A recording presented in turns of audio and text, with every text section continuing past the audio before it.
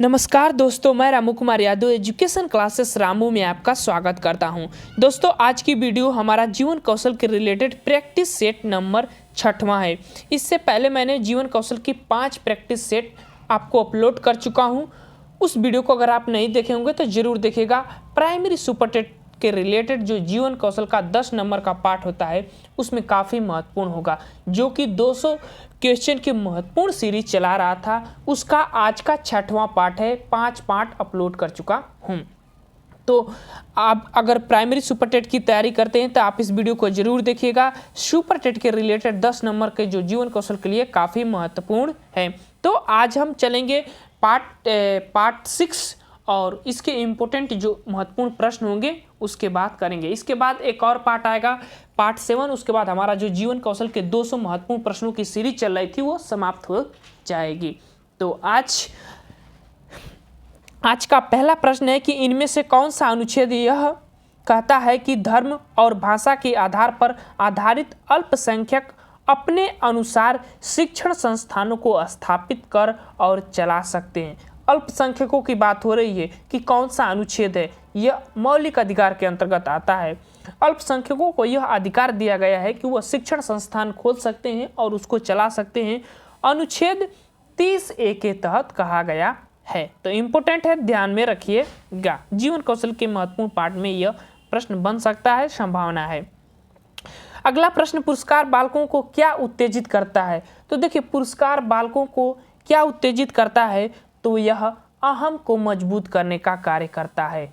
ए वाला विकल्प सही हो जाएगा, अहम। ठीक, बाकी तीनों विकल्प इसके लिए गलत है। अब अगले प्रश्न पर चलते हैं। अगला प्रश्न है कि मूल्य ऐसा व्यवहार है जिसकी हम दूसरों से अपने लिए अपेक्षाएं करते हैं। किसका कथन है यह आपको बताना है कि यह कथन किसका है। तो देखिए, पहला विकल्प निशा शर्मा और बी काने और सी राधा कमल मुखर्जी और डी इनमें से कोई नहीं। तो यह जो विकल्प है, प्रश्न है, यह किससे रिलेटेड है ये आपको बताना है। तो देखिए, यह जो कथन है यह कहने वाले कौन है? तो यह कहने वाले हैं निशा शर्मा जी हैं। इंपॉर्टेंट है, इसको याद रखना पड़ेगा आपको। ठीक, अगला प्रश्न है कि अपेक्षित तथा तिरस्कृत बालक के साथ शिक्षक की भूमिका होती है।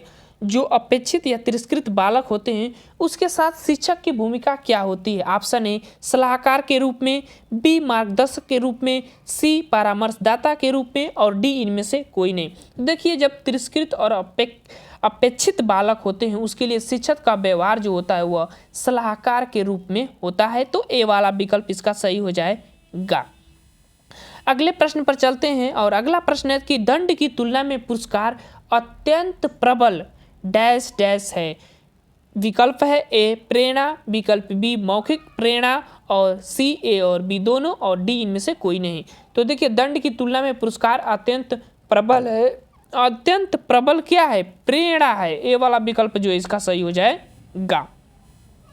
अब चलते हैं अगले प्रश्न पर और अगला प्रश्न है कि किस अधिगम मनोवैज्ञानिक ने बल अधिगम विकास में पुरस्कार को महत्व नहीं दिया है?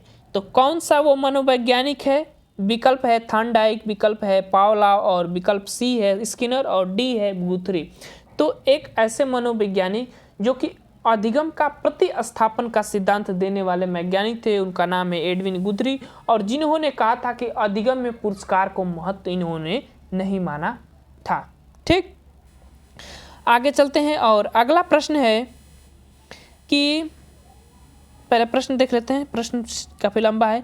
निम्न में से क्या एक प्रभावी प्रशंसा के रूप में अध्यापक के लिए कार्य करेगा? निम्न में से क्या एक प्रभावी प्रशंसा के रूप में अध्यापक के लिए कार्य करेगा?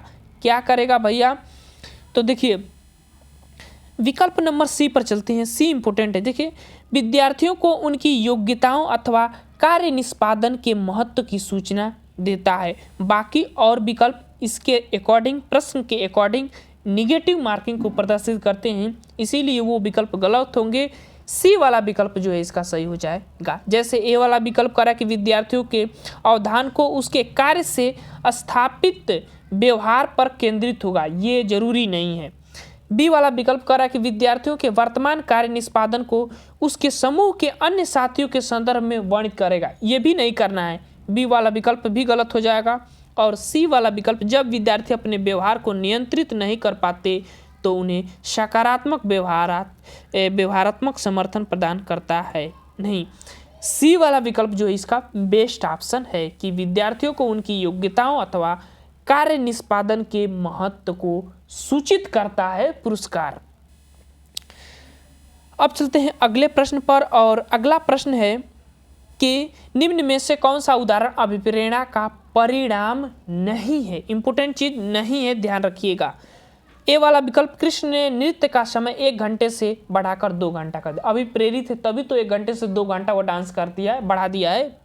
बी वाला विकल्प जॉन स्टुअर्ट मिल ने 12 वर्ष की आयु में दर्शन का अध्ययन प्रारंभ कर दिया था, वो भी अभी प्रेरित था, तभी तो 12 वर्ष की आयु में उन्होंने दर्शन का अध्ययन करना प्रारंभ किया।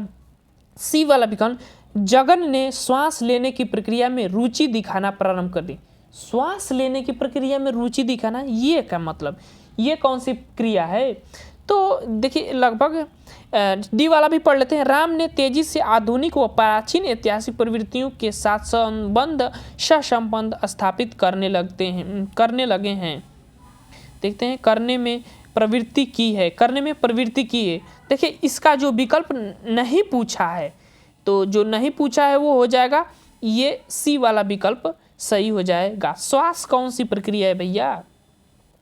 अब चलते हैं अगले प्रश्न पर, और प्रक्षेपण तकनीक अभिवृत्ति मापन की डैश डैश विधि है। तो देखिए प्रक्षेपण तकनीक जो होती है ना वो अप्रत्यक्ष विधि के अंतर्गत आती है, ध्यान रखिएगा, व्यक्तित्व में इसको पढ़ा जाता है, अप्रत्यक्ष विधि में आती है। ए वाला विकल्प इसका सही हो जाएगा। अब चलते हैं अगले प्रश्न पर, और अगला प्रश्न है कि एक शिक्षक को ऑप्शन ए व्याख्या पर अधिक ध्यान देना चाहिए और ज्ञान के लिए आधार उपलब्ध कराना चाहिए। व्याख्या पर ध्यान ही नहीं देना, इसीलिए इस प्रश्न पहला विकल्प जो है गलत।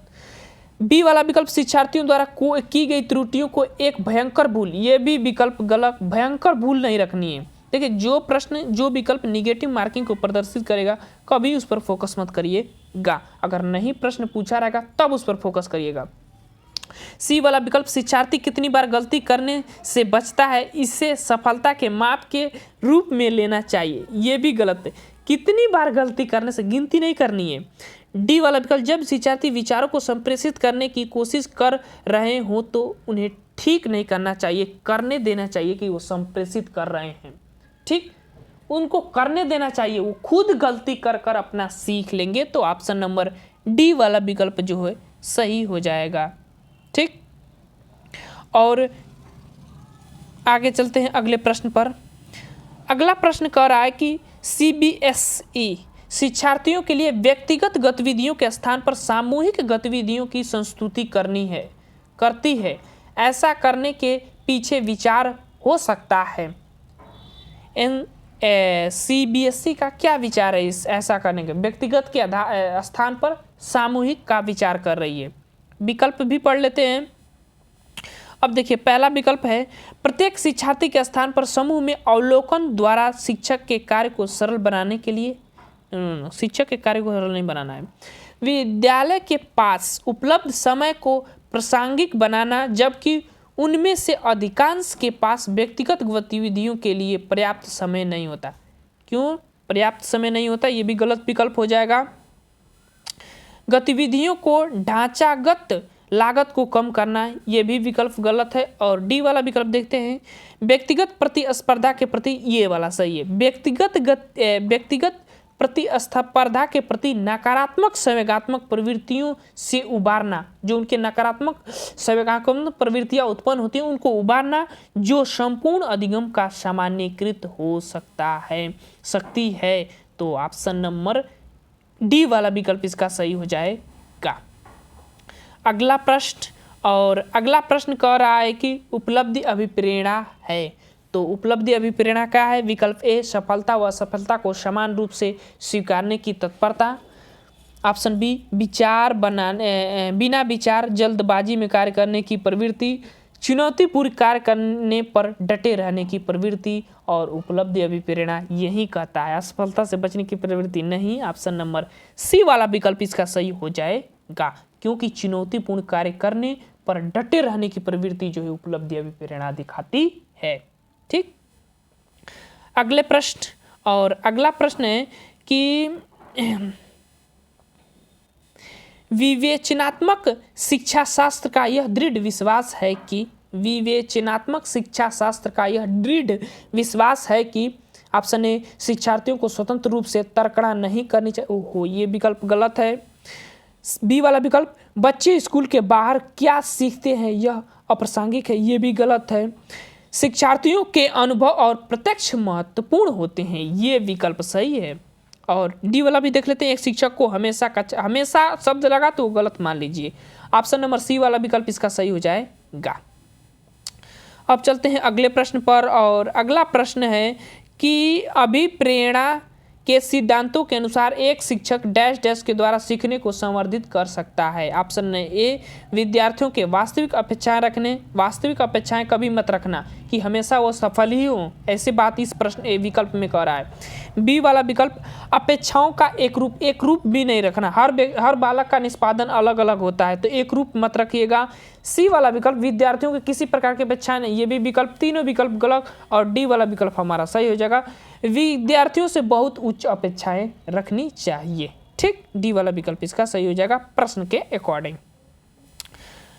अगला प्रश्न, शिक्षकों को यह सलाह दी जाती है कि वे अपने शिक्षार्थियों को सामूहिक गतिविधियों में शामिल करें क्योंकि सीखने को सुगम बनाने के अतिरिक्त ये डैश डैश में भी सहायता करती हैं। डैश डैश में भी सहायता करती हैं तो किस में सहायता करती हैं, तो देखिए समाजीकरण में सहायता करेंगी। बी वाला विकल्प सही हो जाएगा। दुश्चिंता में नहीं, दुश्चिंता एक रुकावट होती है, एक घबराहट होती है, इस चीज को ये प्रदर्शित करता है तो उसमें सहायता नहीं करता है, समाजीकरण में सहायता करता है, तो बी वाला विकल्प इसका सही हो जाएगा।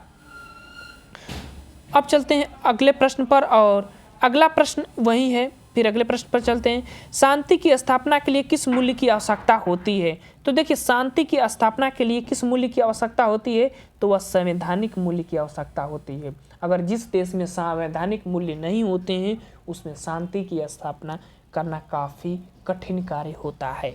तो मानवीय मूल्य, नैतिक मूल्य उपयुक्त में से कोई नहीं, तो संवैधानिक मूल्य को महत्वपूर्ण मानिएगा शांति की स्थापना के लिए, किसी भी देश में, किसी भी समाज में, किसी भी धर्म में। ठीक, ए वाला विकल्प जो है सही हो जाएगा। संविधान में कितने मूल अधिकार हैं? सरल प्रश्न है, 6 मूल अधिकार हैं। अगले प्रश्न पर चलते हैं। पुरस्कार का उद्देश्य चरित्र निर्माण, अनुशासन का निर्माण करना, रुचि का निर्माण करना। ऑप्शन नंबर डी वाला विकल्प, ये सभी का निर्माण करना हो जाता है पुरस्कार का उद्देश्य। अगला प्रश्न, और अगला प्रश्न कह रहा है कि प्राथमिक स्तर पर एक शिक्षक निम्न में से किसे सबसे महत्वपूर्ण विशेषता मानना चाहिए? प्राथमिक स्तर पर शिक्षक में निम्न में से किसे महत्वपूर्ण विशेषता मानना चाहिए? ऑप्शन ए धैर्य और दृढ़ता, काफी इंपोर्टेंट है। शिक्षण पद्धतियों और विषयों के ज्ञान में दक्षता नहीं, अति मानक भाषा में पढ़ाने की दक्षता, पढ़ाने की उत्सुकता, ये तीनों विकल्प गलत हैं। और देखिए, धैर्य और दृढ़ता एक शिक्षक की सबसे महत्वपूर्ण विशेषता होती है, क्योंकि छोटे छोटे बालक जो होते हैं ना, वो काफ़ी चुल्ली होते हैं, चुल्ली दिमाग के होते हैं, गलत उल्टा सीधा काम करते रहते हैं, तो इसलिए शिक्षक में धैर्य और दृढ़ता काफ़ी महत्वपूर्ण विशेषता मानी जाएगी। अब चलते हैं अगले प्रश्न पर, और अगला प्रश्न है हमारा कि आंतरिक रूप से अभिप्रेरित विद्यार्थी ऑप्शन ए का बाह्य रूप में अभिप्रेरित विद्यार्थी की तुलना में अभिप्रेरणा स्तर कम होता है। बी वाला विकल्प के लिए औपचारिक शिक्षा की आवश्यकता नहीं, ये भी विकल्प गलत है। सी के लिए पुरस्कार की बिल्कुल भी आवश्यकता, ये भी विकल्प गलत है, बिल्कुल शब्द लग गया। और डी वाला विकल्प ही हमारा सही हो सकता है। डी वाला विकल्प करा के लिए बाह्य पुरस्कार उसकी अभिप्रेरणा को बनाए रखने के लिए पर्याप्त नहीं है, यानी कि जो आंतरिक रूप से अभिप्रेरित व्यक्ति है वह उसको बाह्य अभिप्रेरणा जो आप दे रहे हैं वो उसके लिए पर्याप्त नहीं है। तो डी वाला विकल्प इंपॉर्टेंट पॉइंट है, ध्यान में रखिएगा।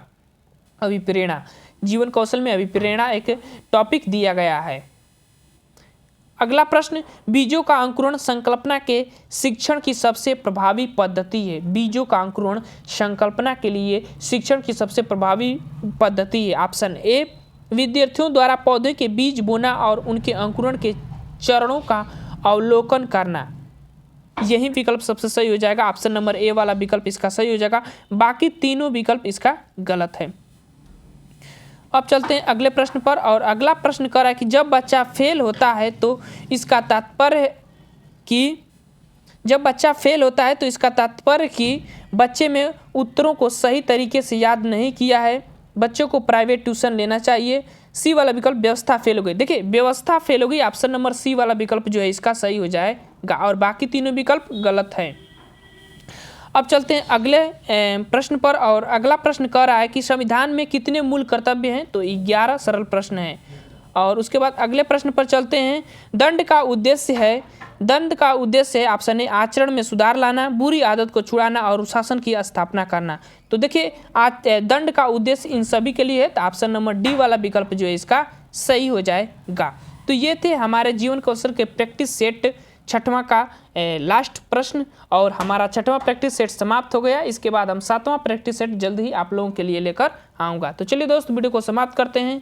Thank you for watching this video.